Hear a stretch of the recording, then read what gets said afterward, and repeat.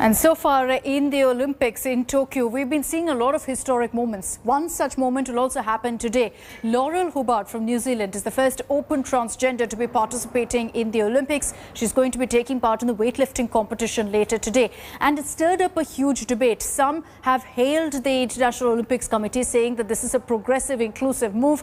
Others are saying and questioning whether Hubbard has an undue advantage.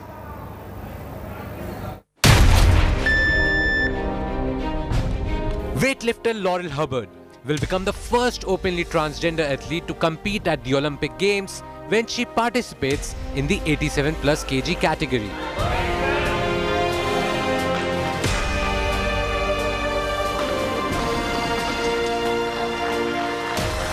The 43-year-old New Zealander, who competed as a man before transitioning in 2013, has qualified under International Weightlifting Federation rules to take part in Tokyo 2020.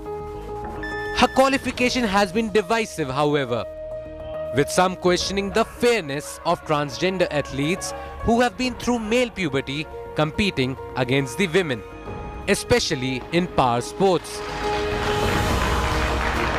Hubbard has not spoken to the media since her place on the New Zealand team was confirmed, and a statement was read out on her behalf at an IOC briefing on inclusion, where she said,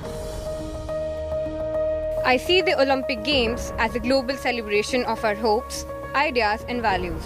I would like to thank the IOC for its commitment to making sports inclusive and accessible."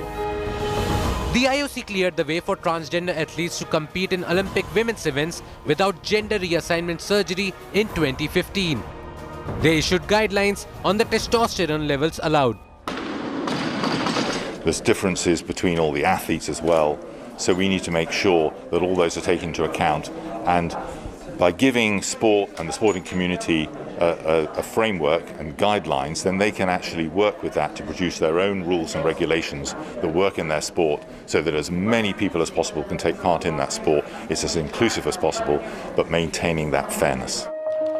Many scientists have said the IOC guidelines do very little to mitigate the biological advantages of those who have gone through puberty as males, such as bone and muscle density.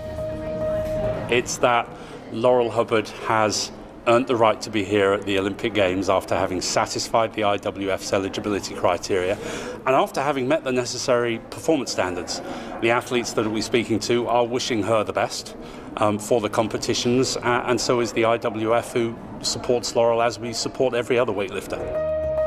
It is true that Hubbard's inclusion could pave the way for more transgender athletes at the Olympics. While it is about inclusion, there'll be many who will say that athletes like Hubbard have an unfair advantage. The debate has only begun. Sports Bureau India Today.